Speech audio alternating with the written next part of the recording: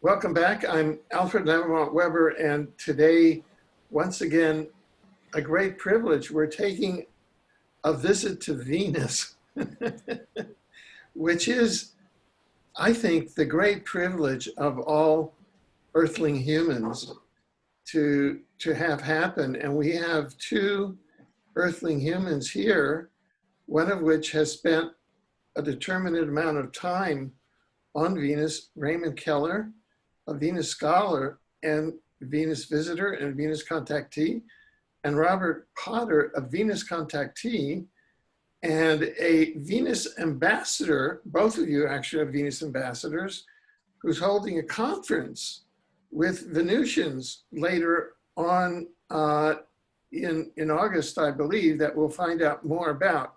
So at these times, it's amazing that in 2020, at the height of attempted Earth paralysis, the Venusians are showing up in a very positive way. So I'm going to turn it over to Raymond and to Robert to lead us through this visit and yet another perspective into the Venusians, who I believe may play a vital role in revitalizing Earth in 2020. I think that's true. I'd like to do a little introduction for Raymond here. Raymond is, for those of you who are new to this information from Raymond, for those of you who follow Alfred, we've been on a couple times. And Raymond is an extraordinary person in his personal life and in his personal demeanor.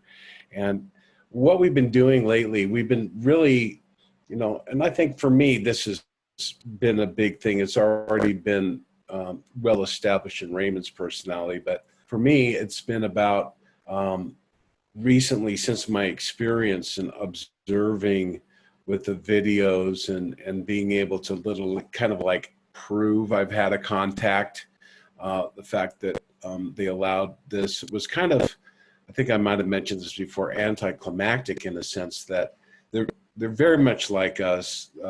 You can't expect what you think is going to happen is not going to happen.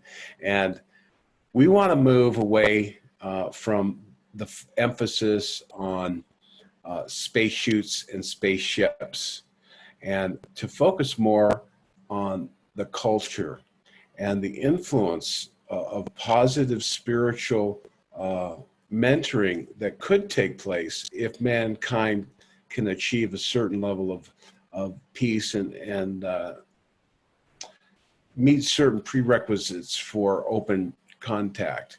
And Raymond will be able to talk about that, but we're going to be sharing a little bit, not only about Raymond's amazing experiences, but I think, Alfred, you're going to have some questions. There's a lot of questions that I ask Raymond, and I've mentioned this before. He's such a researching, I have to call him a nerd. He has so much knowledge running around in that noggin there, and that he can cite papers and evidences and historical references to the point where for those who wish to research and look at his books available on Amazon, the Venus Rising trilogy, you're going to be tremendously satisfied from the amount of knowledge and information that comes from these books. And if you look closely, if you're a student of metaphysics, you're going to find a lot of powerful information in there for you as well. So when you're listening to Raymond, realize that these are firsthand experiences. This is not science fiction. This is real. And this is what is coming forward now. There are many other people who have contacts. Raymond is probably the most, along with Louis Martens, as far to my knowledge, the most public and well-established contactee with the most experiences that's in the public. There are others, of course, behind the scenes are not in a position of public display. So Raymond, take it away. I'm going to turn off my video for a second here. I'm going to prepare Thank you, some stuff Rob. for later, but ask away some questions here. He's got some amazing information. So thank you so much for having us on today. Well, one of the articles that I've shared for the readers of the Exopolitics blog is all about the foundations of APRO, and I sent that to you, Alfred, that you could post that so that the viewers can get an idea of what things were like in the early age of the of flying saucers, the very beginnings of it. But let me share a quote with you from Annalise Guerin. She was a translated being to the planet Venus, and the last chapter of Venus Rising: A Concise History of the Second Planet deals with her life story. She's also the author of a whole series of 9 books of a metaphysical nature. This book, it's an interesting story behind this. I was at a metaphysical bookstore in Foster, Ohio by Mosquito Lake, and to a small group it was a small rural community, and a small group right when I was just announcing and going in public for the first time with the Venus Rising books. And as I was there and getting set up and so forth, this particular book jumped right off the shelf in front of everybody, and everybody was amazed, and so was I, because the author of that book is the star of Venus Rising in that last chapter. One thing I should mention here, Kaz tosses out these terms, and a lot of people aren't familiar with them, but when he says that she is a translated being, what that means is translation is a form of ascension. It's not, you die and ascend. This is a form where we don't know her particular situation, whether she was taken to Venus and exposed to the rejuvenation technology. But Raymond met her after she had ascended to Venus. She was a Mormon who was excommunicated, and she, some time ago, was the commander of the cigar-shaped mothership called the Isis. And she is now working in the angel force, as we like to call it, from Venus. So a woman who has translated means she's in a type of ascension and is now, I guess, a dual citizen of Earth and Venus on occasion. Okay, this is Annalise Guerin, and this is from chapter 5 of her book, 1956, To God the Glory. And this is from page 45, and I think it's very appropriate in dealing with Venus or any metaphysical realm. So here we go. It's 3 short paragraphs. I have told you, my children, that all that I have is yours, and you have not understood my words nor comprehended the power contained in them. Draw near to me that I might unveil to you the mystery of my words and show you how to use in intelligence the powers that I have bestowed upon you. You, my children, now comprehend that there are forces or powers invisible to your mortal eyes, which have been explained thoroughly in the great handbook of life. These forces or powers, though unseen, are as real as anything which can be registered upon the 5 senses. Okay. Know this: hate, love, wind, lightning, cosmic rays, perfume, music, and despair are all realities, and their forces are generated and massed together as living entities subject to command. Some of these forces named above have been a marvel to thinking beings since time began, yet never have they been understood. Nevertheless, the forces which are scarcely recognized are often more powerful than those that have continued to challenge men's thoughts since the day that time began. And so we're dealing with vast powers of time and space that for most of us here in the temporality that we call existence on Earth is far beyond our comprehension. So in introducing Venus, it's a civilization literally millions of years in advance of our own, with the input from many other star systems as well. So I'm going to start the program here. Okay.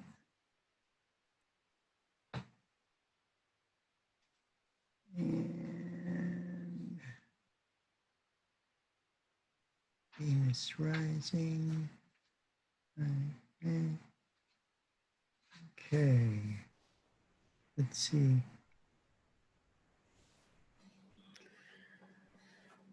Anyway. What? Okay. One moment. So, Alfred, you're going to have, when you're ready, cause just share screen. But Rob, go ahead and talk a little bit about the upcoming conference while I prepare this. okay, that's a good idea. So, all right, so I'll go ahead and share a screen here with you. So, where did I put that?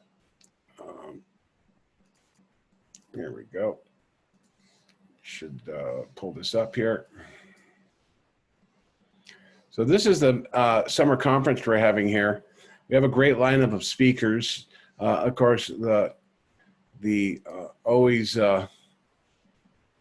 intellectual Alfred Lambermont Weber down here is going to be preparing. They don't like him in his talking, so he's been banned. He can't come to America for a while. He's poked the bear a little bit too much, but he'll be doing a presentation for us, and he can talk about that.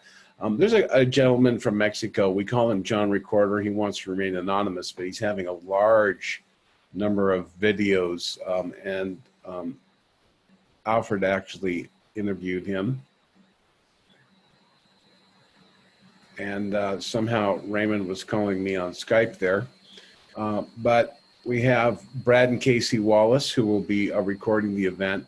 We have Dennis Adams, a psychic healer, who's a friend of one of Raymond's friends. And of course, Scott Warner, Dr. Scott Warner, who was lost his license for healing people from cancer and so forth, and has actually been receiving information from the Ascended Master Saint Germain, who's intimately associated with Mount Shasta.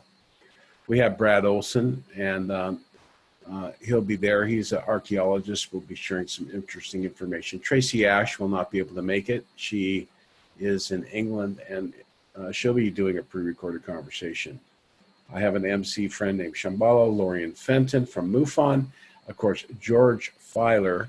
I'm hoping he'll be able to make it. He's an amazing major who wrote a book and talks about his experiences, and is head of the New Jersey chapter for MUFON, and has a newsletter that gets 300 hits a month. It's quite amazing.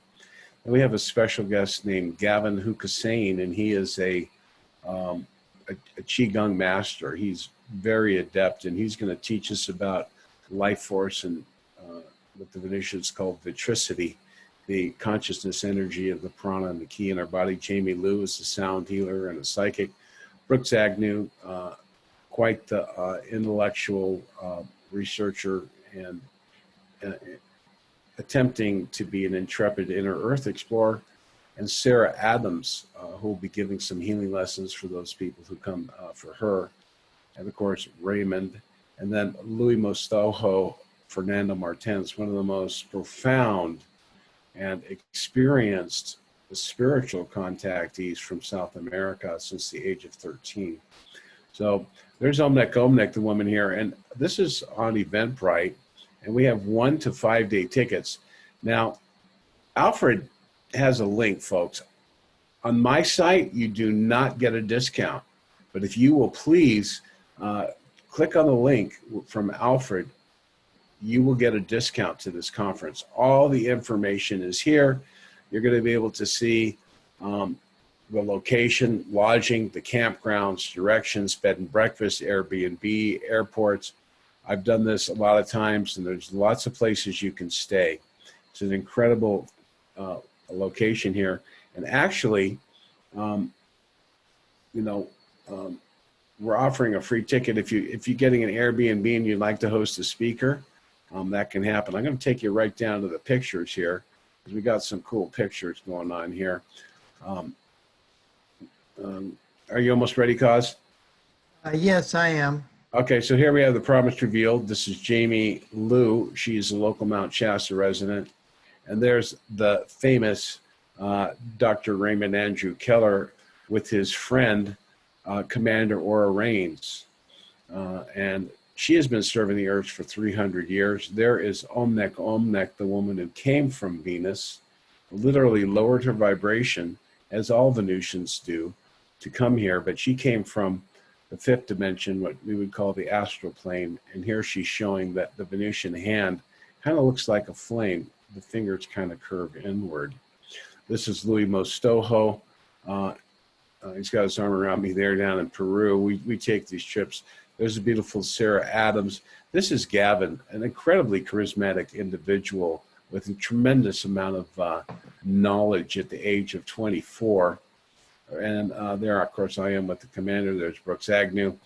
I'm doing a television show series on Sci-Fi TV, and this is Suzanne Ross. She'll be there. Frank Chili, the dear brother who I've known since the 70s. Really amazing thing. And, of course, there's Lorian Fenton, Brad Olson, and that's Tracy Ash. She'll be pre-recording. That's our MC. And Brad and Casey Wallace. And there's Dennis Adams, the Mount Shasta local resident healer who's going to come to the conference. And there is George Filer and Alfred's art likeness. And we're going to have Robert Perola with music. And this here, check this out, folks. This is the commander in 1954, the woman in the red beret standing next to Raymond and I. If you'll notice, her nose is the same. She has incredible blue eyes, very, very unique and special energy woman. She's a 6th-dimensional.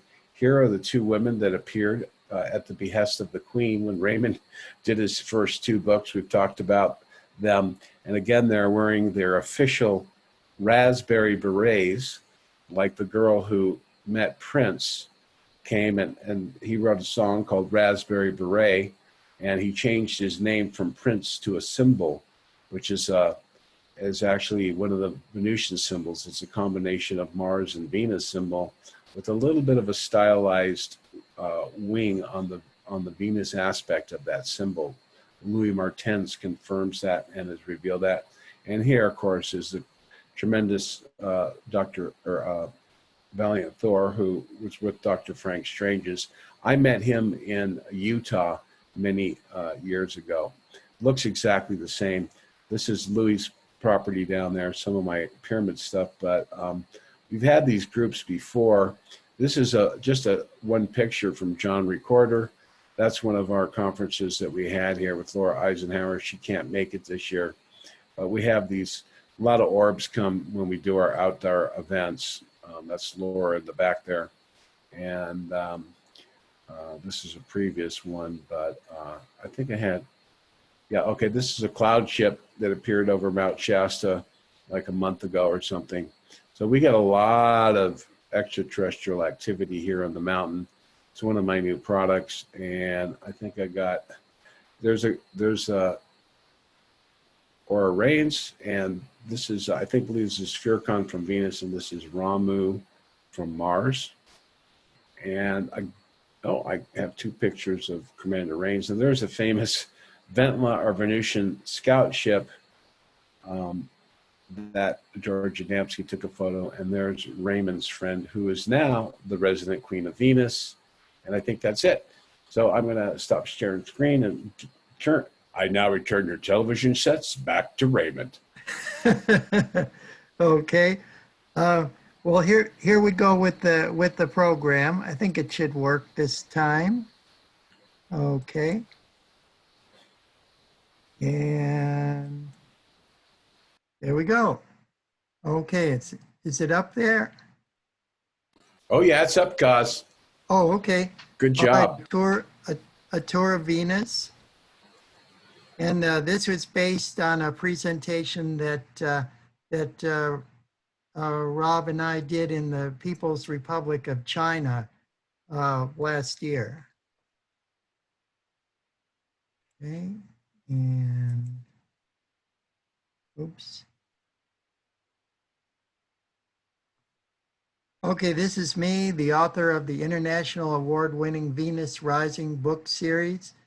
I've been investigating and writing about the UFO phenomena since 1967. Oh my God. And they're available on Amazon, folks. This picture is actually taken inside the Community of Christ Temple in Independence, Missouri. It used to be known as the Reorganized Church of Jesus Christ of Latter-day Saints. Okay, this is myself and a friend, Alan Weston. We're on our way from a scout camp out in 1967, where we encountered a flying saucer about 1,000 feet above a railroad trestle. So this is what got us started into UFO research. Here's an article from there's a file about me in the Gray Barker collection. And here's an article about me from the National Enquirer over 50 years ago. This was 1969. And I'm in the center there on the left, holding up, Alan and I are both holding up copies of, separate copies of the Flying Saucer Report, which is published monthly.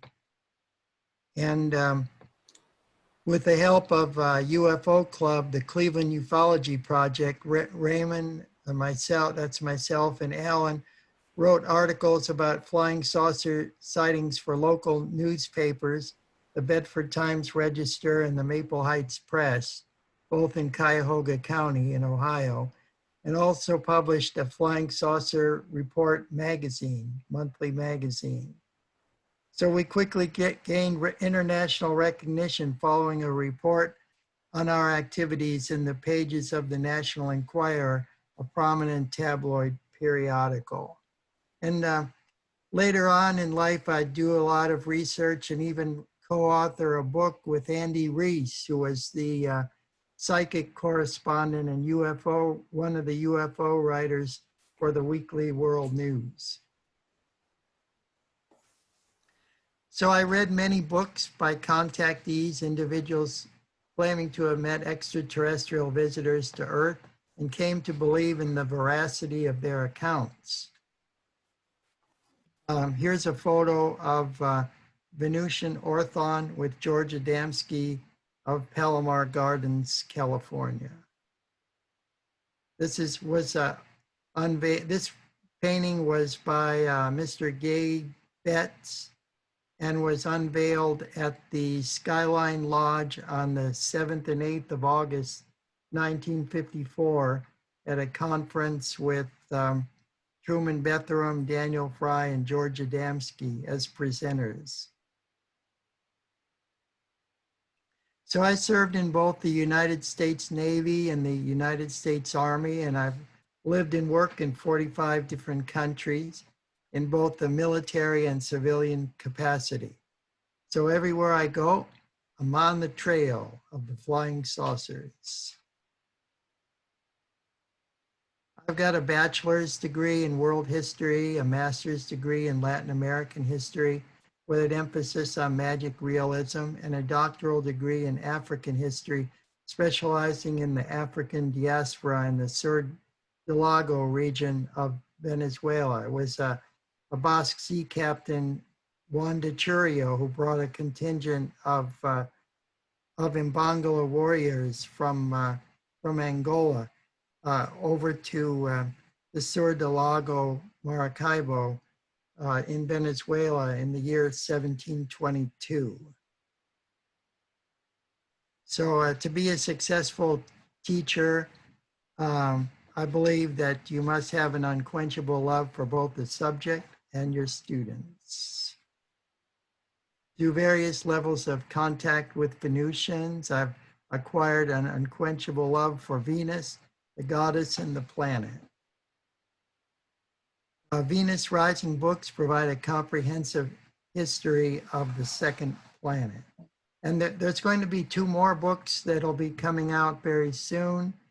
They will also be published by Headline Books. They should be out by the end of the month. And I'm going to give a little preview of some of that material a little later on. And continuing with the tour of Venus, let's discuss first how you get there. So fasten your seatbelts and get ready to rocket off to the mysterious cloud-shrouded planet Venus. In getting to Venus, there are several types of vehicles. You have the orbs or nimbus, a Venus Scout or Swoop, a Saturn Scout or Ventla, and a mothership, or sometimes called a Vimana. The Venusian orbs, these are personal conveyances that are used by Venusians. They operate in the vicinity of other spacecraft or in planetary atmospheres to transport from one place to another. Here's some orbs that were seen by the Russian cosmonauts near the Mir space station. And there's an account of that, a detailed account of that in the first book, Venus Rising, as well. The pictures there are not the actual pictures of the Russians. Those are just artist conceptions of the angels on the right, and the left are more modern day pictures, which very well may be orbs. But anyway, I just want to make sure that the Inquirer image is not actually real. Okay. Yes, they actually describe them as orbs, and they could see these beings of light inside, an individual being inside each one. And they had an angelic quality about them because they were manifesting as in a brilliant light. Okay, then you have the swoops, the Venusian scout ships. We saw a picture earlier. Rob had one. This is the what they call a typical Adamski type scout ship. This was photographed over Mount Palomar in 1952, and then there's a model on government bureaucrats' desks, probably in the time of the Robertson panel, back in 1953. Hey, side note, Kaz here. I think I'd read that these the swoops or the ventlas, as the Venusian calls their planetary craft that are released from the motherships, are not generally capable of long interstellar flight. But these are provided by the Federation. Aren't they used on multiple worlds by the Federation? Is that true, or is these particularly? Oh, We yes, would yes, know them as that's true. Venusian. And Hmm. uh, what they operate is by a type of anti-gravity induced by utilizing the ley lines or electromagnetic lines of force around a planet. And I can share with you. Yeah, let me do that to better explain it. Okay, I'm going to get right back to that.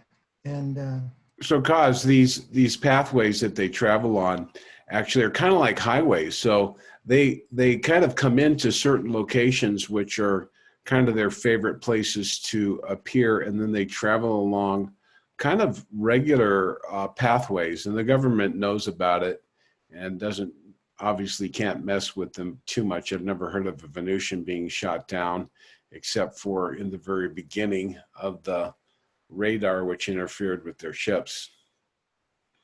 yes, you've got that. You've got that right, Rob. And when they're seen at night or in the vicinity of a strong magnetic field like that induced by one of the huge carrier ships, they leave this aura of ionization particles. So it just looks like a giant blob of light. And I'll have some pictures to show you of that a little later on. But this is an article. This is an article on anti-gravity power of the future, and it comes from G. Harry Stein, the chief, Navy range operations at the White Sands Proving Grounds, and it's the June 1957 issue of Mechanics Illustrated. And he's talking about the US government's early attempts to develop an anti-gravity flying saucer of their own. And here he says, there are rumors that Townsend T. Brown has developed a real anti-gravity machine. There are many firms working on the problems of anti-gravity right now. This was in 1957. The Glenn L. Martin Company, Bell Aircraft, General Electric, Sperry Rand Corporation, and others. And it said, rumors have been circulating that scientists have built disc airfoils 2 feet in diameter, incorporating a variation of the simple 2-plate electrical condenser, which, charged to a potential of 50,000 watts, has achieved a speed of 17 feet per second with a total energy input of 50 watts. A 3-foot diameter disc airfoil charged to 150 kilovolts turned out such an amazing performance that the whole thing was immediately classified. So we know that there was this early kind of tic-tac technology going on. And I have documents that prove that it was going on much earlier than that. Flame jet generators making use of the electrostatic charge discovered in rocket exhaust have been developed, which will supply charges up to 15 million volts. Yeah, and Howard Menger actually told me in person that he had developed from his idea. They found one of his test craft in Ohio, 400 miles away from where he had launched it. He didn't have a remote control.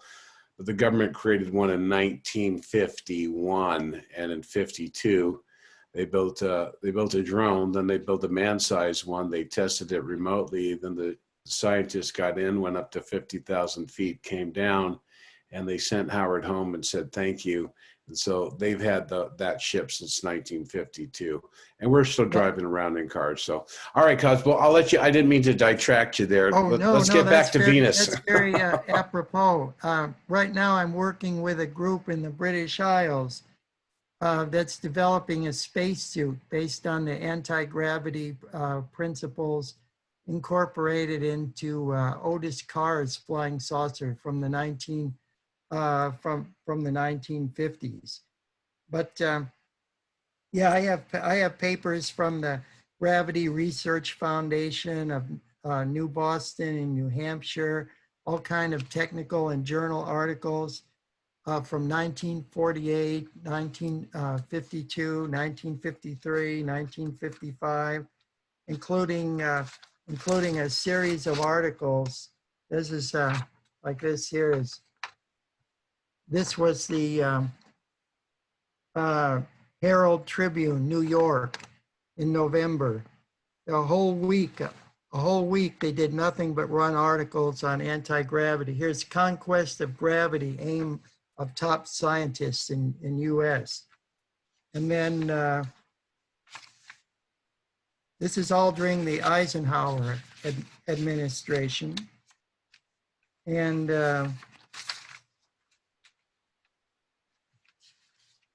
just page after page. Here's another one here. Herald Tribune. You see the flying saucer there. That's not from outer space. That's one of ours. Flying Saucer of the Future, a reproduction of an oil painting by Eugene M. Gluharef, president of Gluharef Helicopter and Airplane Corporation of Manhattan Beach, California, showing a saucer-shaped aircraft or a spaceship for exploring far beyond the Earth's atmosphere and gravity field. Mr. Gluharef portrays it operating at moderate speed over a New York, New England area, and notes that in the painting, a propulsive blast of the electron beams from the rear of the saucer is visible, giving the saucer a translational force. So we think that all these revelations that are coming out since the Elizondo and the Tic Tacs is something astounding, but the truth of the matter is that that all of this was known by even the American public due to diligent reporters writing in the newspapers back then. And then here's another article there. It's a New Air Dream, planes flying outside gravity. And these detail the American corporations working on this stuff. And where did they get this information? Well, George Adamski and other contactees like Howard Menger that you had mentioned all of them at the era have mentioned that the Venusians have been in contact with certain scientists in various departments of technology at all different levels of the government all along. And here is, I'm going to share something here with you. You got the PowerPoint too. Yeah. Get back to that. Okay, this is a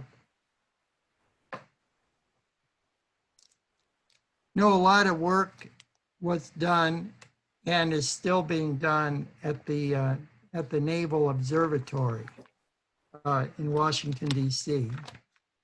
And a lot of research about Venus and high atmospheric balloon observations and all kinds of things with the different space probes from not only our country, but from Russia, with the Akatsuki probe from Japan and others. And then, okay, here we go.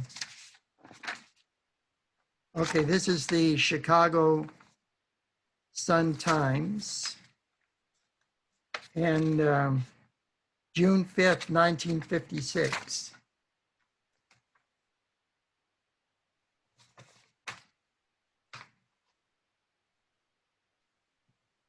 And it says, Navy gets radio signals from Venus.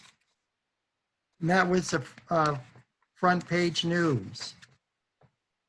So despite the fact that that we're living in the year 2020, we don't have the perfect vision and clarity that you'd be expecting us to have at this time, where people during the time of George Adamski and these other contactees, they knew a lot more about Venus and life on Venus and the true facts about what's going on in the solar system and the propulsion of interplanetary spacecraft that we could ever really imagine today. So I'm going to continue now with this presentation here. Okay, there we go.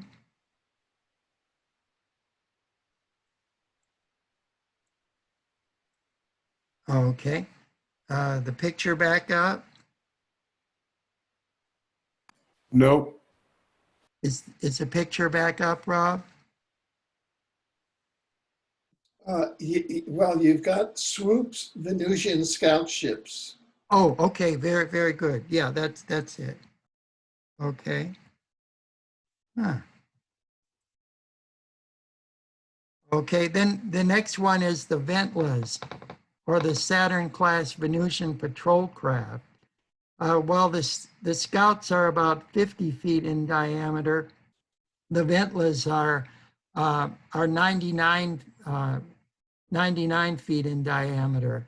And it's believed that a Ventla actually crashed in March of 1948 in Aztec, New Mexico. And in my second book, The Final Countdown, Rockets to Venus, I provide all brand new data about the Aztec crash that vindicates it, that everything that was in Frank Scully's book, Behind the Flying Saucers, published in 1951, about that incident is true. So I have certified statements from the president of a shale oil company in Colorado that was contracted by the government to dredge the saucer out of the crash site and bring it over to the Los Alamos laboratories. Certified statements from the photographer who was an immigrant from Lithuania, and also a professional scientist who went into the saucer and took photographs of the latticed honeycomb structure inside and the bodies and everything that was there, and proved that it was actually a reconnaissance craft from Venus.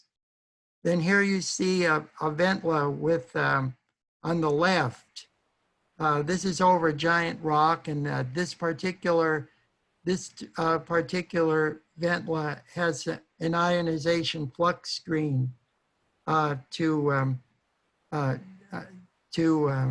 ionize the air particles in the atmosphere around it to conceal it and make it look like a cloud. And so you see a lot of those around Mount Shasta as well. They just look like unusual cloud formations, but this is just the ionization effect of a Venusian spacecraft. Then you have the motherships or Ray? the Venusian carriers. These are the large star-shaped craft. This is a French artist's conception on the right of what one would look like, and it was borrowed for a few episodes, as well as the Quinn Martin TV production in 1967 and 1968 for the Invaders. It was starring Roy Thinnes. And then the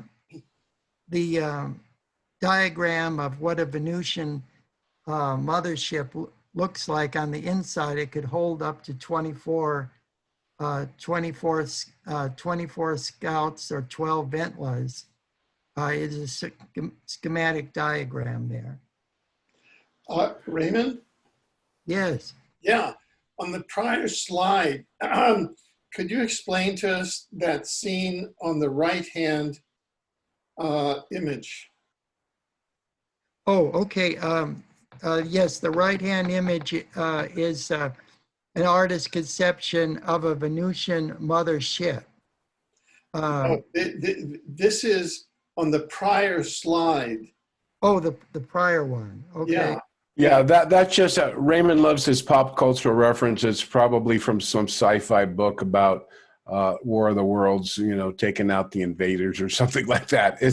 There's no real significance to that, Oh, I well, don't think. no, this was the, in my book, The Final Countdown, Rockets to Venus.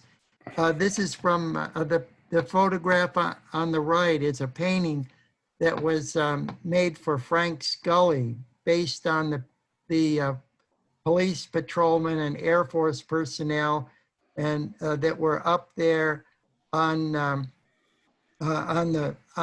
mountain at Aztec, 12 miles outside of Aztec, New Mexico, when a crowd gathered and then people were trying to go and smash the object and take stuff away from the, take souvenirs away from there and everything, and they had to cordon off the area. So this is an actual depiction of the events there on the ground at Aztec. So those are all Earth humans. There are no Venusian humans there. Yes, those are Earth humans, and Humans. there were some alien bodies, Venusian bodies that were inside the spacecraft, as well as some insectoids. Aha, insectoids. Now, do you have any access to either autopsy photographs of those bodies or photographs of those bodies? Well, I do have some, and I'm going to show them to you a little later in the. Oh, in the, good. in the presentation. It's going to astound you because a lot of things that some contactees have been telling us, are proven to be true, and I have the evidence from the 1950s and 1960s. I look forward to it. Thanks. You're welcome. Also, the Victor class ship is a 300 diameter. It's 100 yards. The scout ship that he showed there is the cigar shape. That's 145 yards, which is about 400, 500 feet long. But the Venusian Victor class fleet, the Valiant Thor commands, they have about 240 of them in service around the Earth in various locations. Some are staying in one location more or less. Anyway, go ahead. Let's talk about the Venusian colony on the moon, Kaz. Okay. Now on the back side of our own satellite, the moon, is where the Venusians have a very large complex, a base that's called Clarion, and many of the contactees of the 1950s and 60s have written about it. And I'm coming out next month with two brand new books, and the second book, or book number 5 in the Venus Rising series, is all about the adventures of Truman Betham's secretary, who was Columba. Her name was Columba Krebs, and she had traveled to Clarion herself, and she became apprenticed with Commander Asteria and Commander Aura Reigns, and she went up there with she was there with a Russian cosmonaut. And this is so astounding and incredible. But she was an artist, and she illustrated everything in the book. And I'm going to share some of it here today. So this is an exclusive for. Great, great.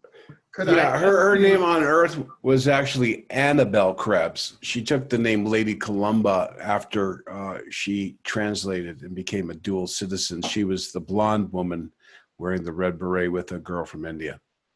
And yeah, she named herself after a constellation that was revered during the times of the Roman Empire. Now here is the Yeah. Rob, if you want to just go ahead and explain a little bit about Lady Columba and Lady Aurora, I'll go ahead and get the other one set up. Okay, so Lady Columba and Lady Aurora appeared to Raymond at the behest of the Queen of Venus on the promotion of his first two books. And I think I'd mentioned before, they were born, you know, the woman from India was born, I think it was in the 1880s. So she's a pretty, you know, long-lived person in that she had met an Indian master, and eventually he took her to Venus, and she became what is called part of the angel force. So Lady Columba and Lady Aurora visited the cause, and here's their image right here. So you can see how beautiful they are. Annabelle Krebs here in 1957 went to the Venusian moon base, and they tested her a little bit. They test your heart and how you react to certain things. And she was invited to stay there for 4 years. And she actually worked with the woman that I met, and that Raymond had his time travel experience back in 1954. And when she saw him and she met me, she said, "Oh, a long time no see," to Raymond. So I don't know if he'd seen her since then, but maybe not. So 1954 till 2019. So that's pretty cool. Anyway, so this amazing book that Raymond's, that she handed to Raymond at this convention, she said, "Here's a book I never published," before she died at the age of 95. And before she died, she was telling her friends, "I am not going to die. I'm going to ascend." And sure enough, the master came down, took her DNA, created a replicant body, and downloaded her memories, and her soul, through an advanced spiritual technology, was able to inhabit this beautiful young body, which under the Venusian technology of the vril exposes the cells to certain types of radiation. She may live up to several thousand years, as the other gentleman that I met was 2,600 years old when I met the Venusian. So there's a wonderful, just exciting things for humanity as we're moving forward here, as we grow in our knowledge. Goss, take us to Venus. Okay. All right. Well, yeah. Raymond, I'm sorry to be a questioner, but I know our audience are going to have thoughts, and I want to kind of get back to them. Could you go back to the slide again, the previous slide about the moon? Because these are exopolitical questions, because we've had a lot of participants in the secret space program that have said other things about the moon, and I just want to clarify some issues with you. oh, sure. Let me do that. There's a gentleman named Bob Renaud who went to the moon. There's a group from Corendor. That's a planet Epsilon boot system. They're quite advanced. They're about 4 feet tall, and they're quite spiritual, and they have a very high technology. And he has a site. He's never had anything to do with it, but there's been many. Howard Bender's been to the moon. Many other people have been to the moon. So there's a cloaked colony, and that's all in Raymond's, The fourth book is called The Vast Venus Conspiracy. The fifth book is this one written by Lady Columba that Raymond edited and provided footnotes. It's an incredible book.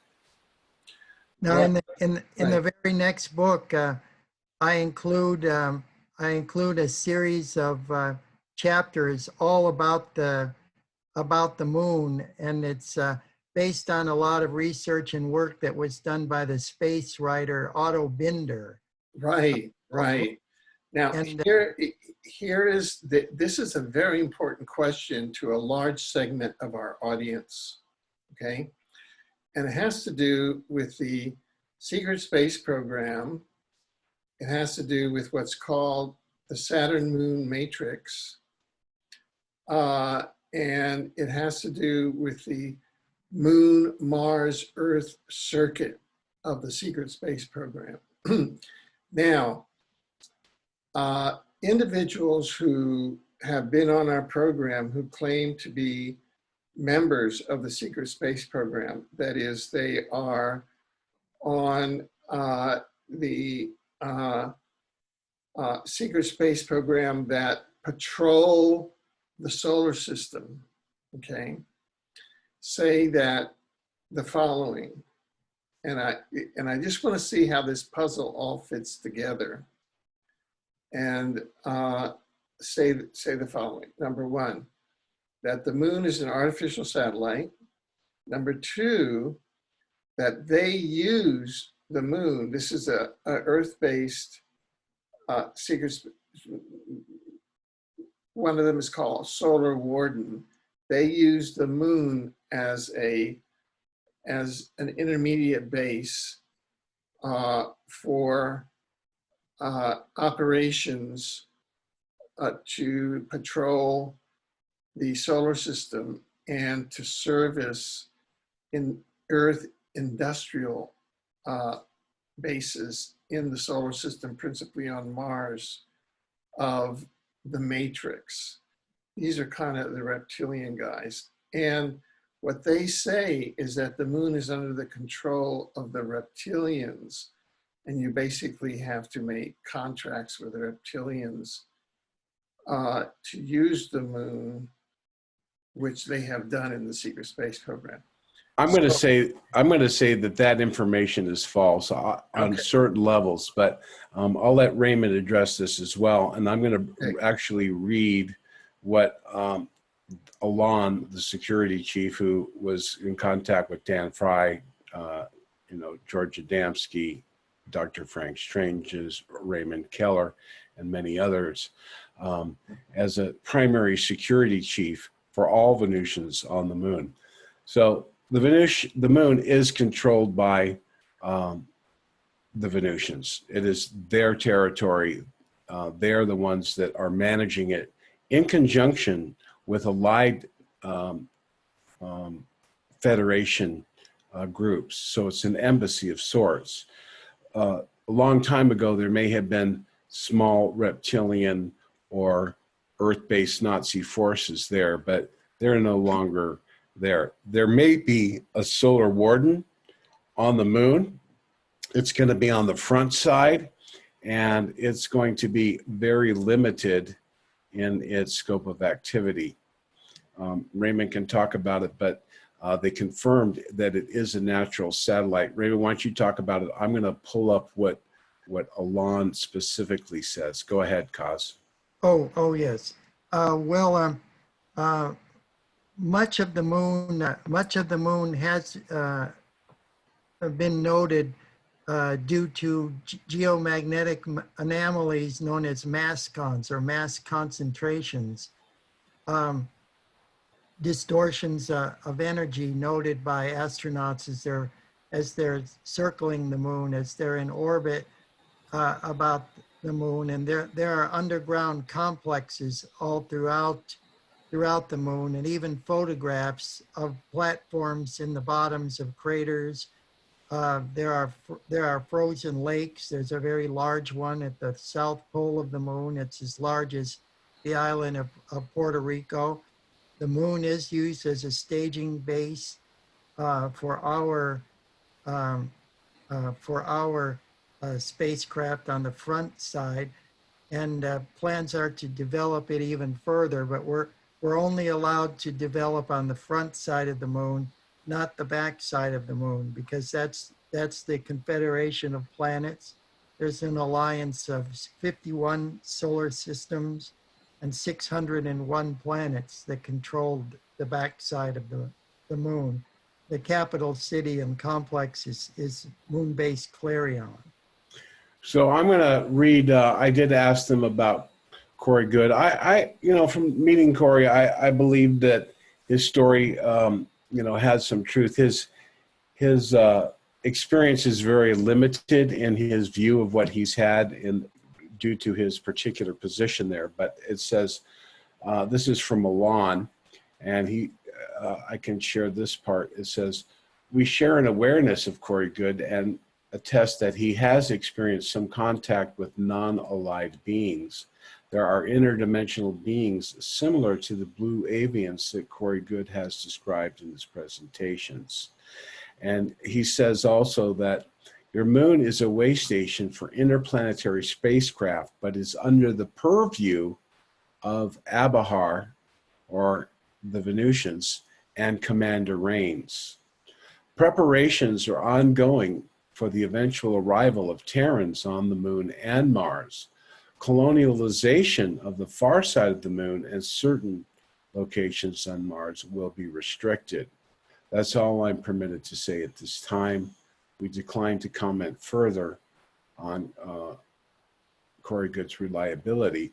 The truth will be recognized as an adequate gnosis is received by the masses.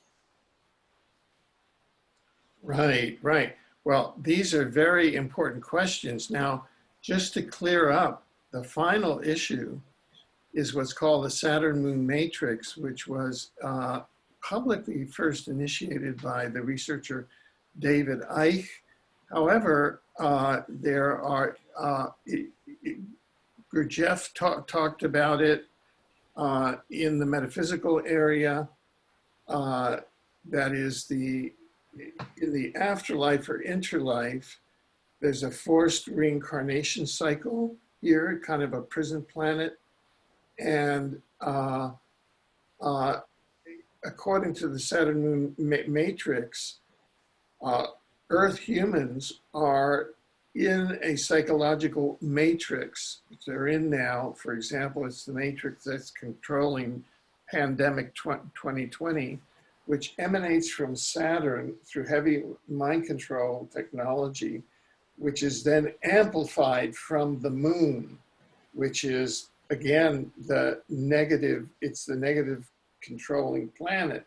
So this is like, it's almost like I'm thinking, is there like a 3D to the moon, which is the Saturn Moon matrix, and a 5D to the moon, which is the Venusian?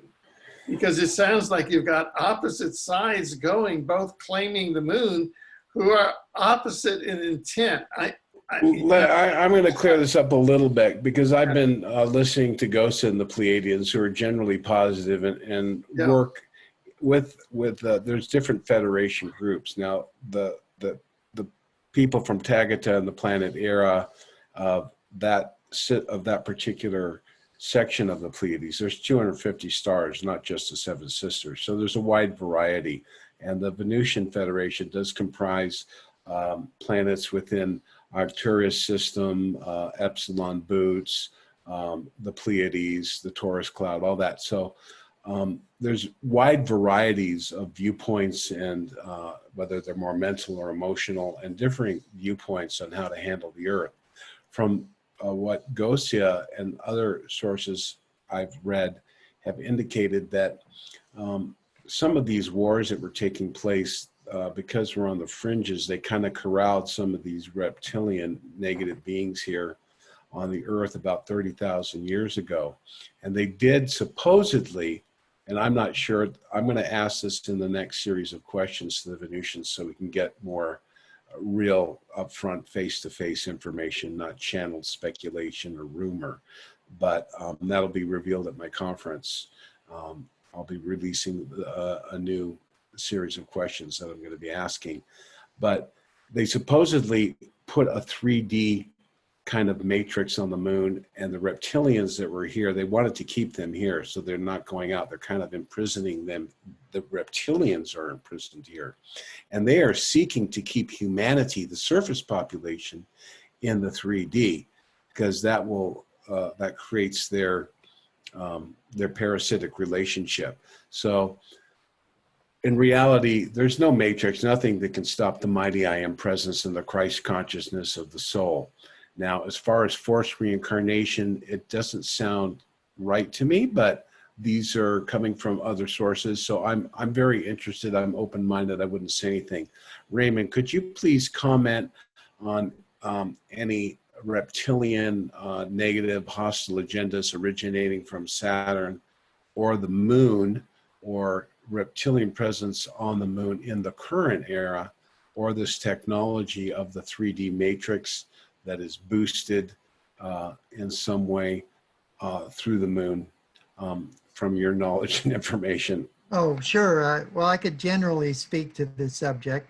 There has been a veil placed around the earth, and all the ancient esoteric societies have an understanding of it. And that veil will not be lifted, that remembrance will not be lifted until such a time as the earth meets certain qualifications, until we have a unitary planetary government that serves all the needs of its people, until our levels of spirituality have equaled or outpaced our own spiritual development. Many other factors that we have a long way actually to go before we leave that cycle of reincarnation. But generally,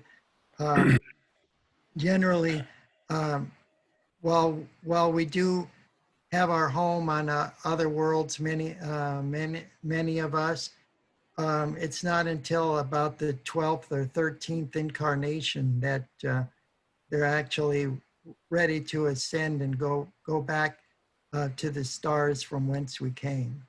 So it's a chosen incarnation that you're coming back to the earth, as far as having the freedom to go, because the earth is in a type of quarantine. I think esoterically it's been called the ring pass knot. Raymond, could you speak a little bit about that? Well, in occult circles, Saturn has always been a key planet, and of course Venus is. Helena Blavatsky herself, the co-founder of the Theosophical Society, once explained that Venus is the most powerful, mysterious, and occult of all worlds. So there definitely is an occult connection there, and a kind of wonderment that some might describe in terms of magic, for the lack of a better understanding of that kind of phenomenon. So when we're thinking about the ring pass knot, and you know that some people say, oh, you aren't able to leave beyond. Obviously, some of the space programs have, with their secret technologies, which have been aided by reptilian, they're managing it. Although the information came from positive races in Aldebaran and the Pleiades through the Vril girls and other positive extraterrestrial contacts like Howard Menger and other contactees that were trying to give this positive technology in the hopes that it would be released to the public to assuage our destruction of population, of the pollution of radiation and other things, but has been co-opted by a greedy level of oligarchs who are now being exposed. And as soon as humanity, wakes up to the fact, we just put that negativity aside and we move forward in a positive step. That's what we're focusing here on this show in the Exopolitics, is to break the barrier of the silence group and to give people more light. Light is knowledge, and knowledge is power. So we will empower people to wake up to the reality that television and the programming and the lies that have been given to us um, are limiting us, and we have to use our intelligence investigation to go beyond it. So, Raymond, can you talk a little bit about, I mean, it seems as though there's been evidence, Corey Good has stated, they did confirm that he has had contact with avians, but it seems that the government does have some bases on the Mars. And I think when they say they're preparing for Terran to come to Mars and the moon, they mean a positive Terrans to be welcomed into the moon and Mars once these bases of slaves and advanced races are, you know, the oligarch control network, the kind of implant transhumanism groups are healed and removed from those bases. Those human-built bases could be populated by positive extraterrestrials and welcomed by the Confederation into outer space. At this point, they're kind of like rogue element criminals roaming is how I would describe it. Raymond, could you please comment on that? Sure, Rob. Well, a lot of the contactees are looking at the situation through the affective filter of their earthbound life and earthly paradigms. And then how many of them, in dealing with the 12% or so rogue elements that Paul Hellyer talks about, how many of them are actually experiencing some type of holographic or holographic experience versus an authentic experience in outer space? So these are questions to be considered. It's all a matter of perception, not doubting that they had these experiences, but were they on the real physical plane, or were they created by some group with ulterior motives?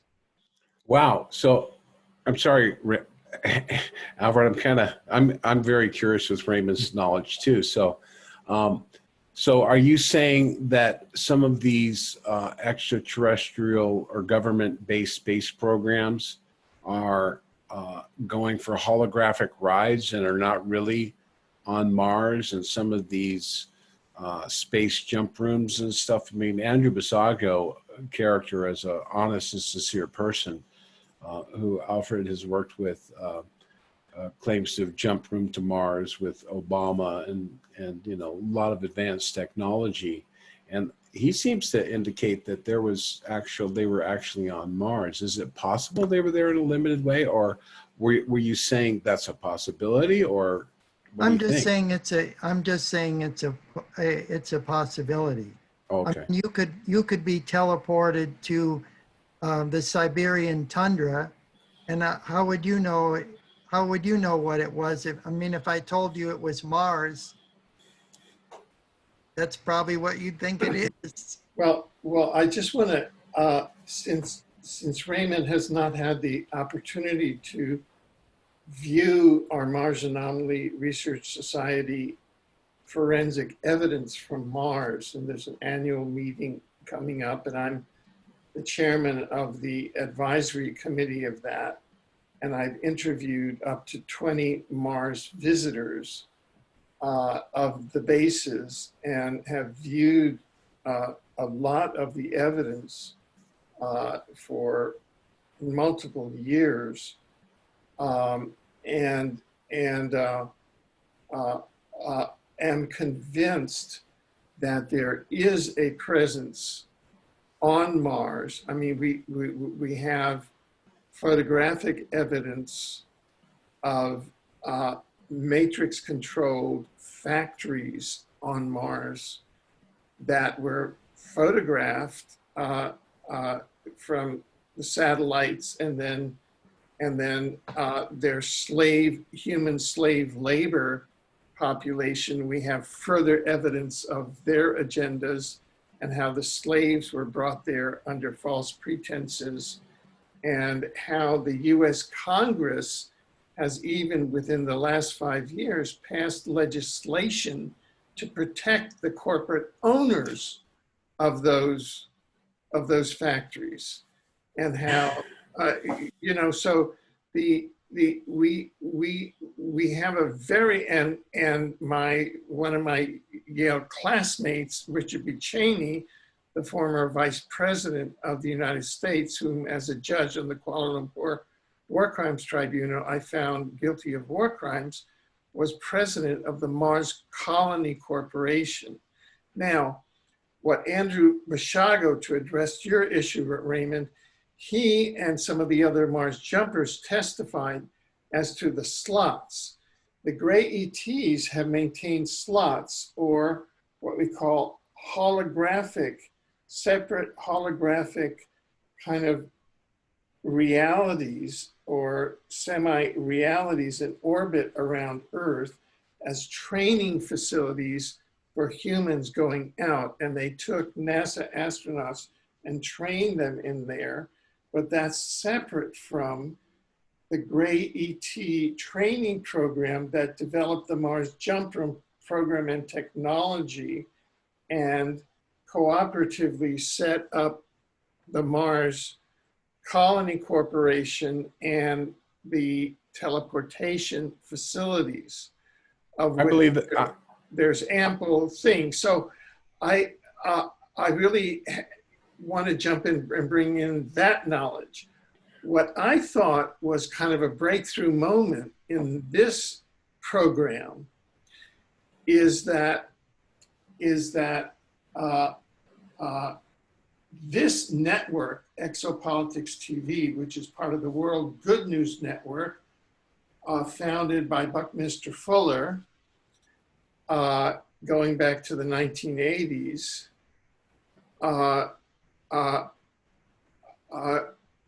I think what is occurring on this network was that about 4 or 5 years ago, when we brought out what we call the third wave of Mars visitors, about 3 days after our platform, our program with 4 new Mars visitors, a major Mars visitor was assassinated by the deep state. Thereby, those Mars visitors went into functional hiding. Okay? I believe what you're saying, and I believe that that's true. Yeah. Let me make my point here, however, as an interlocutor between Mars and Venus. And the important breakthrough that is happening right now in this program is that I believe that there's been a collapse in the negative matrix presence in the solar system, and such that the ascendancy of the Venus and positive alliance control of the moon can now come to the fore and can be reported on in alternative media on Earth, such as is happening right now. So this is really a paradigm shift, because up until now, the gospel in exopolitics alternative media, if you hear it, is that the moon has been a way station for the secret space program and for the reptilian base races, and nobody's talked about Venus and the positives. And you all are coming with entirely different information, because I think that there's been an overthrow of what we can call the solar system deep state. Okay. I would say here that any reptilian presence on the moon has been limited to the little Earth, one little base that's underground there. And the extent of that, I do not think the reptilians have been on the moon. According to the Pleiadians, they were able to, from the Earth, hack the control matrix a little bit, that is that veil here, and that they have hacked a little bit, but the Venusians have been pretty in charge of the moon for quite some time, Raymond. There haven't been any Oh, Venusians, have they? Now, if I can make several jumps, uh, uh, jumping, it seems to me that this is a reflection of a transformation this is reflected in turn of a transformation that's going on the Earth now, because that cosmic news of the transformation in the solar system is now reaching Earth. And there's a wave of populism. Let's say that you first had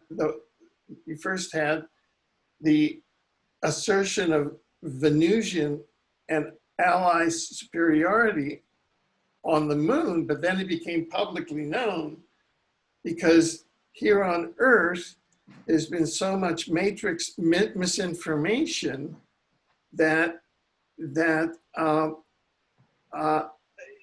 dominated ufology and exopolitics since the 1950s, and that drowned it out by saying, oh, the negatives dominate, when in fact it's the positives that dominate. So things are really good. They aren't bad and dark, they're good. And you're announcing the good news of that populism of that Venusian populism and light and transformationalism and translationism and ascension out in the solar system. And that wave is now hitting Earth. And this program and your appearances and conferences are all part of that wave, which it'll translate into the rest of the body politic here as part of the positive human response to the pandemic and to all of the various elections that can take place and all of that. I'm just making an observation from an exopolitical point of view, since we at this broadcast station tend to see all the different sides here. well, Alfred, I have some good news for you. One of the gentlemen who will be accompanying me out to Mount Shasta, we're going to be driving across country. He worked in the secret space program. He's a veteran. He started off flying on in the Blackbird program, and then later to the Orion spacecraft. And he's an expert on Mars and knows the inside of everything that's really going on there. And you'll have an opportunity to meet with him in person. And Yeah, Alfred's not coming. He's going to have to stay in Canada. He's a persona non grata, unfortunately, but he's going to have a presentation. But Dave is going to be a special guest, and he'll be doing a presentation there. So Cos, we're almost to the moon. We've spoken a long time here with Alfred. Oh, okay. Talk a little bit about the national. Is it a natural satellite? Is it the spaceship? It may have a lot of technology in there. Maybe share that, and then you can maybe get us to Venus, and we'll have to do the rest of Venus on another talk, well, probably. The moon did form as a natural satellite after the collision some 4 billion years ago with about a Mars-sized planet. A lot of the moon is basically a hybrid between artificiality and a natural satellite. But we have a lot of misconceptions about the moon. It actually does have a slight atmosphere, and close to the ground there's actually ice and underneath the regolith, and there are lakes on the moon, albeit frozen ones.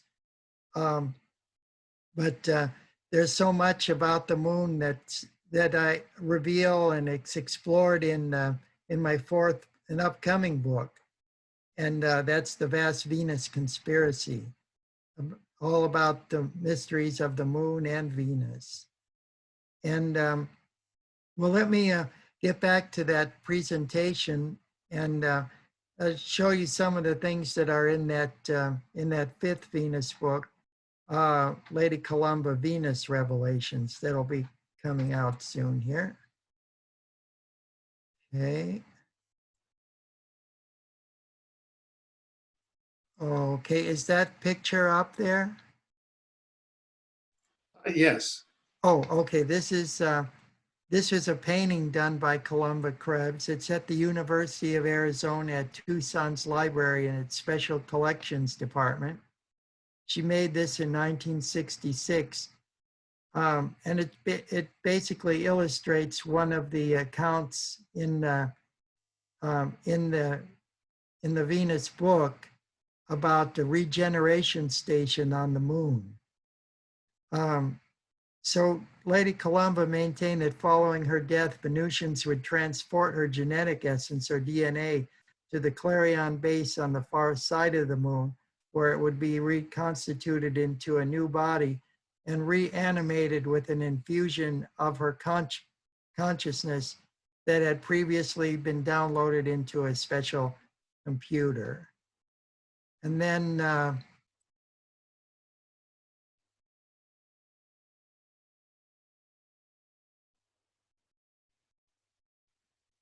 talking about the vehicle that she was taken to the moon in was actually a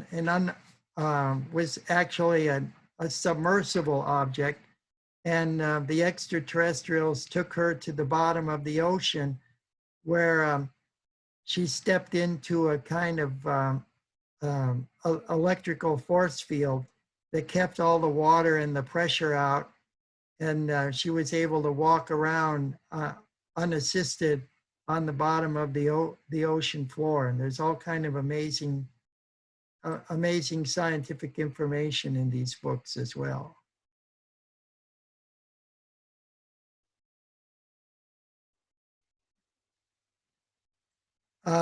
She clarified information about the etheric body, the etheric doubles that we all have, and so there's detailed information about our true physical and spiritual dimensions as human beings, as sentient beings on the planet Earth.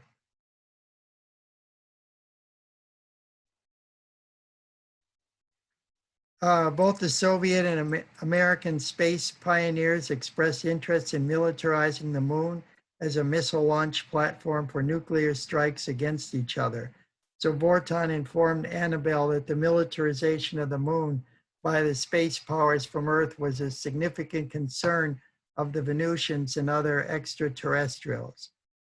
So in my book, in my second book, The Final Countdown: Rockets to Venus, I have actual documentation from Project A119 to nuke the moon in 1959, from the Soviet Project E4 to do the same thing, and Project Stork, which was a top secret Air Force project out of Alabama.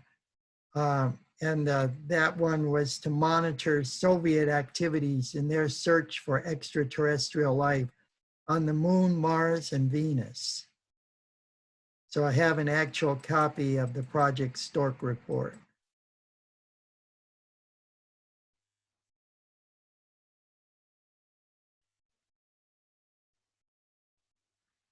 Vorton explains to Lady Columba why UFOs come in all different shapes and sizes.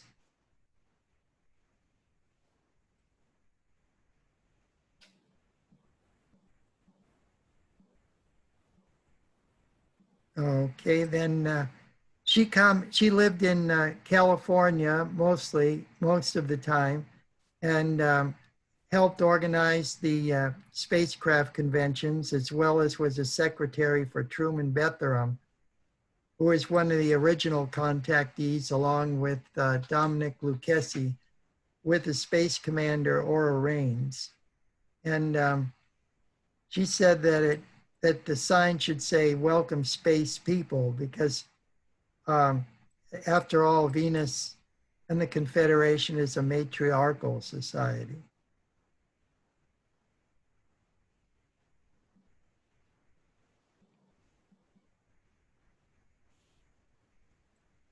In this chapter, she reveals how Venus is a paradise planet,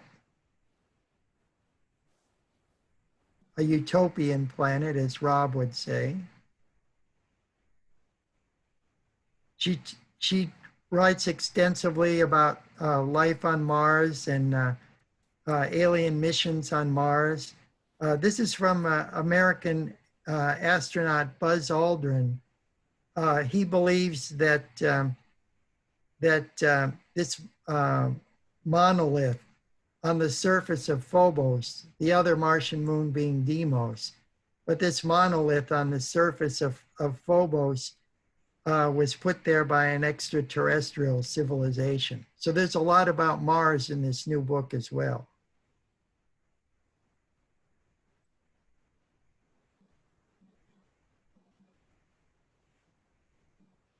Of course, the Venusians and other inhabitants of the solar system are concerned about nuclear weapons.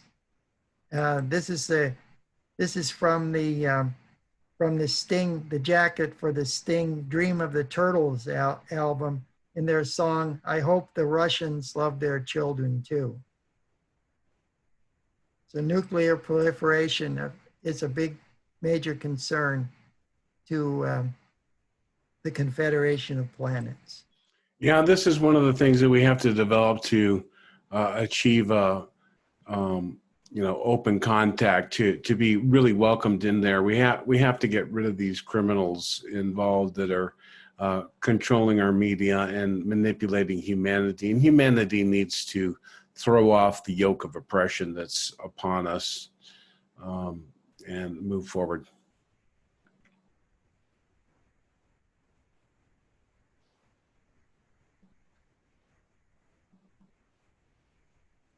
Oh, there's something about Mars there. Let's see.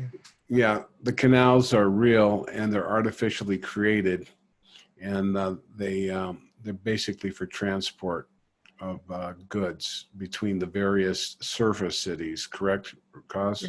Yes, that's a network of connectors there. This map was actually produced by the United States Air Force in 1962 for its planning on the Mariner 4 flyby mission. Also, the Russians sent observers to the Jet Propulsion Laboratory for the results to come in from the Mariner 4 mission, and the decision was made after the Russian agents returned back to the Soviet Union that they were going to monitor Venus and leave Mars to the United States, basically.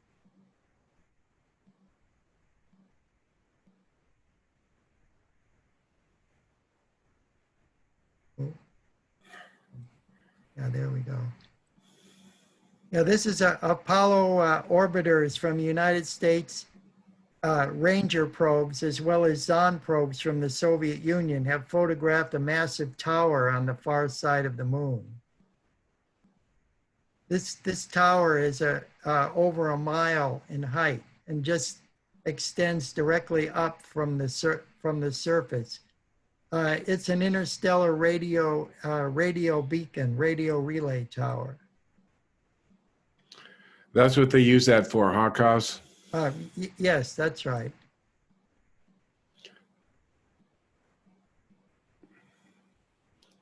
This is a sketch by Lady Columba entitled "Celestial Aspects Through Cosmic Evolution," made in 1961. And it shows her and her Russian cosmonaut friend. They're on the moon, and it shows them in higher aspects advancing through cosmic evolution.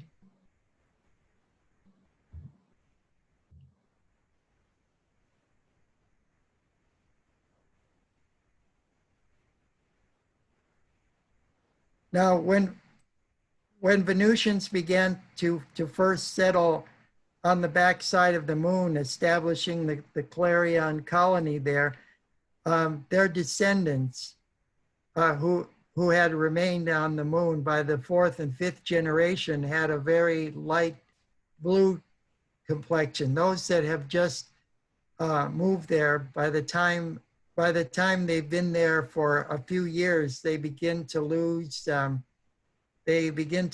their complexion, and they look kind of bleached or kind of whitened. Aura Reigns kind of has a whitened sort of look.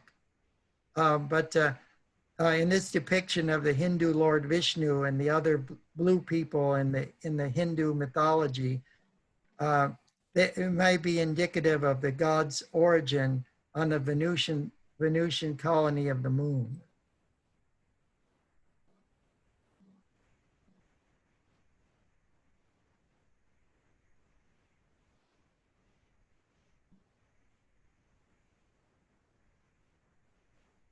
These are some other objects that are too small to be classified as planets.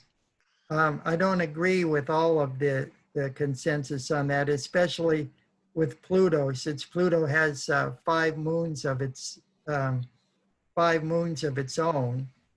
and it does orbit the sun. So how can it not be a planet? But that's the International Astronomical Association's call on that. But Lady Columba talks about bases on Ceres and Pluto, and as well as other planets in the solar system.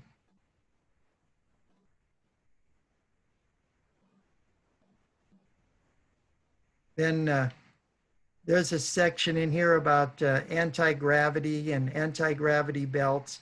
This is a drawing by Otto Binder that was in a comic book about a legion of superheroes having an anti-gravity flight belt. But that such a thing really exists on other planets.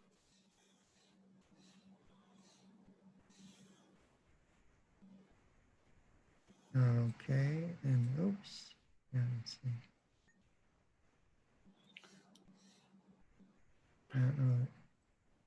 And you know, I can announce here my little book that I've written.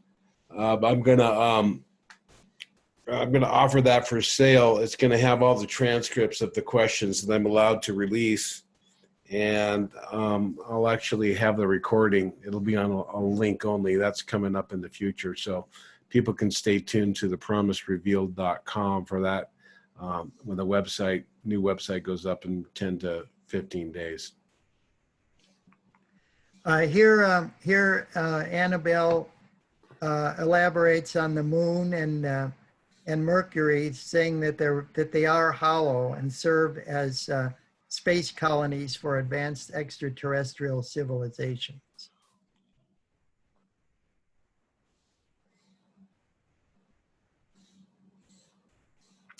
Well, that's a good one. Yeah, that's a good one there.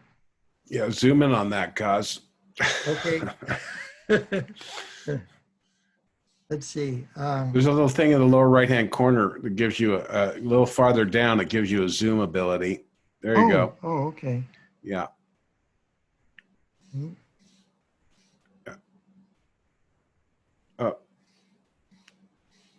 Yeah, just go in, zoom in, zoom in, zoom in, zoom in, zoom in, zoom in, zoom in. There you go. Now you can scroll. Oh, okay. There you go. This was an interplanetary conference that took place on board a spacecraft called the Leviathan that was launched from the moon to receive delegates from the Confederation of Planets.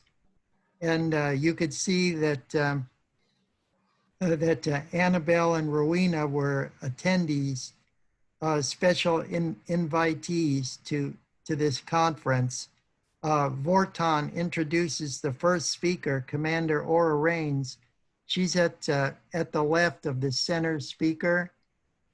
That's her right there with the beret. That's the woman that we met. Yeah, that's Aura Reigns. And then here are some of the other creatures representing other planets in the solar system. Of course, many look humanoid in appearance, but here's a blue avian over here next to Aura Rains. And then here's a hybrid bee and human creature here. And Far right is a Ganesha. a Ganesha, and then there's like an octopi type being, and one that's kind of like a part bear, and then another humanoid here. Exciting, isn't it? This picture was drawn in like 1960, cause well before the blue avians anyone knew anything about them. So here we're getting some direct Earth-based human who now is translated and working in the angel force from the moon colony Clarion, giving a book to Raymond that she never published on Earth, and Raymond has edited it and will be revealed in the book. But here we're gathering more knowledge and information on the variety of humans out there to prepare us. This is not going to be happening to the general populace until we first meet the ones that look like us, and as we grow and become more comfortable with the infinite nature of and variety of life and the diversity in outer space of the human family, we'll be introduced to these other wonderful, loving, spiritual and consciously supportive races that will work with us side by side as we begin to step outward into the cosmos.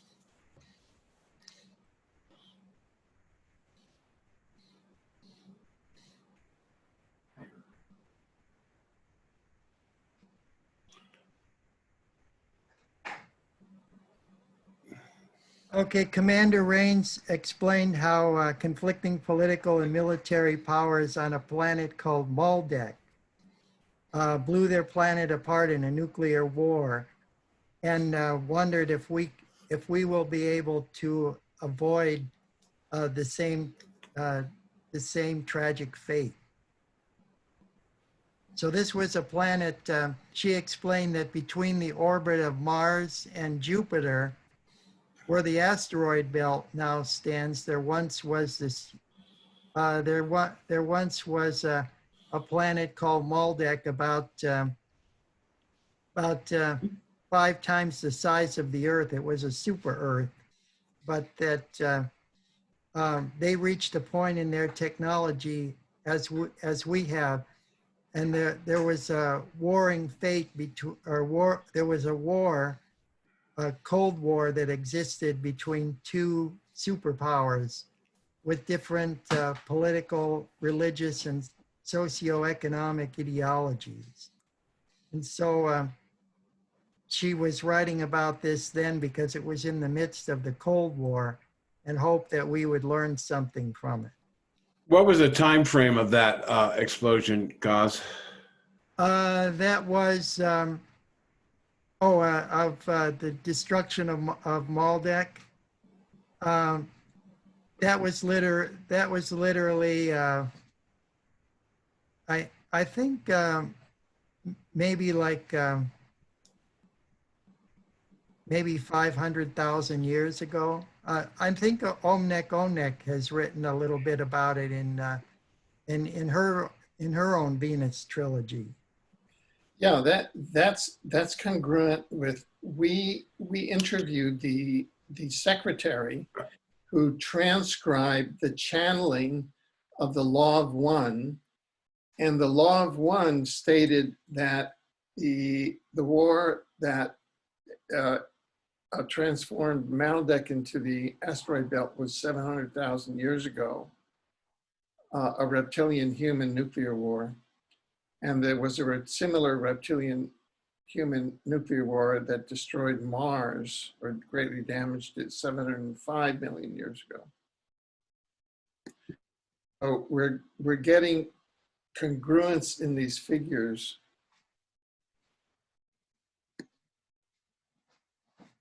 Okay, this is a sectional view of a Venusian scout ship as it appeared in Leonard G. Cramp's groundbreaking UFO book, from 1954, Space, Gravity, and the Flying Saucer. That also contained an introduction by the co-author with George Adamski's book, Flying Saucers Have Landed, which was published the year previously, also in the British Isles, British Book Center.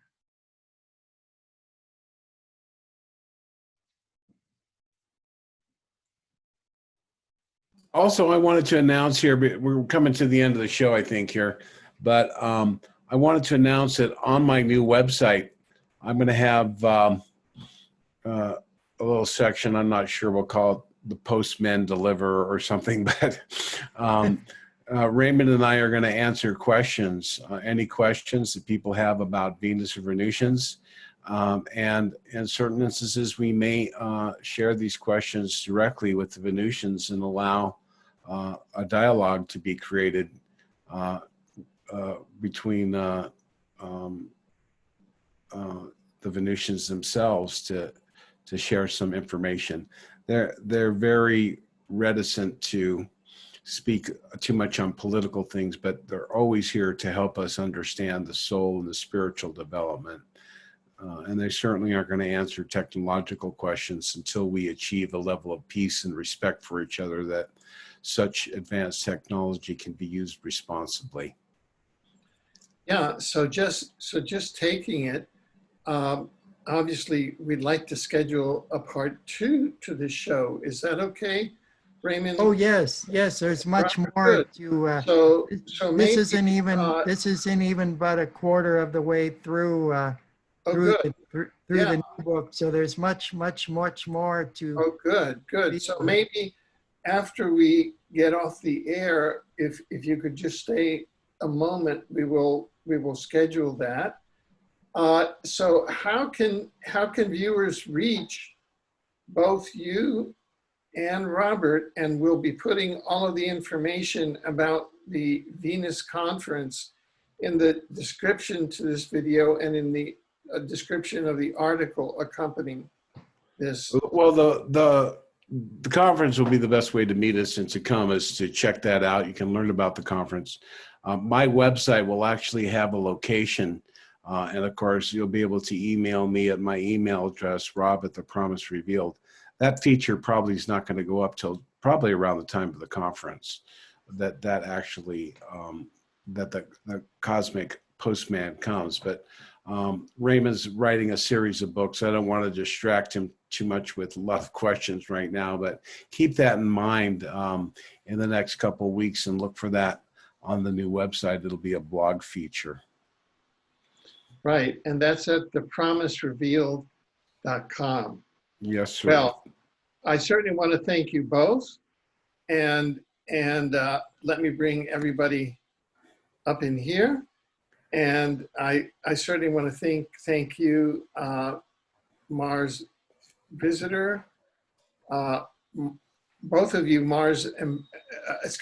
Venus visitor, Venus ambassadors to Earth, Earth ambassadors to Venus, Venus historians and interpreters both, and contactees, Raymond Keller and Robert Potter, having joined us. This is part 1 of an extraordinary visit to Venus, and part 2 will be coming up shortly. So please stay tuned. Thank you very much. Thank you so much. Alfred. I appreciate it. And I should say, Omnec's an ambassador, Raymond's an ambassador. I'm a contactee, and they've never given me any official ambassadorship, but I'm learning a lot. And I think it's important that we start to stop focusing.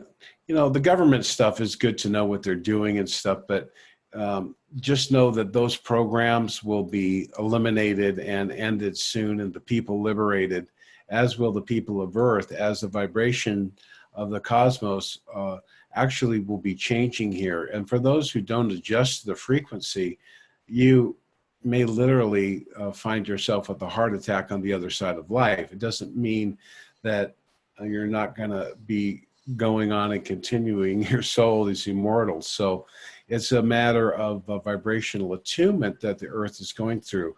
And just as in the cymatic shift with sound on a plate, as we reach a harmonic, we see beautiful structures, and we've achieved a certain structure on the planet, but it's no longer serving us. It's been co-opted and corrupted. So that structure, as the frequency changes, goes into chaos as we reform something new. And it's up to us to make that change. And through this transition, through the teachings of Raymond, I myself, and I think others, if you listen to these ideas, we don't have to follow the Venusians or the extraterrestrials exactly. We'll create our own version of what we're going to do, but these will be established on universal principles and laws of cooperation, harmony, community or communism, and socialists' responsibility, a combination of socialism, not as we think those terms are and how they're used by the oligarchs. Even capitalism has become a pillage and a capital, a pillaging of our Earth's resources, and has been used against us. So just recalibrating how we think and feel, and being ready to separate from these systems and in our minds the thinking that does not serve us. This is where I've spoken to Raymond extensively about this, and he's in agreement with me on this, and this is where we want to go. We want to take that with you, Alfred, and anyone else who's interested. So thank you for having us on here. Or for those that would like to get in contact with me further, or to find out more information about the Venus books or the upcoming conference, I've submitted an article. It's quite a long article about the origins of Aerial Phenomena Research Organization and the beginning of the flying saucer era to Alfred for EXOPOLITICS.ca to put posts there. And please check Amazon for Raymond Keller Venus. Just type in Raymond Keller Venus in the search bar on Amazon. And also the article contains information on how to get in touch with Rob as well for the forthcoming Venus conference. So I'll see you there on top of the hill. And don't forget to go to the link, both here in the article and here in the description for the special discount. Yes, just buy your ticket through the link on this page. My website does not have a discount, so you can get a small discount when you purchase through Alfred's link. Thank you. Great. And join us in part 2. Thank you.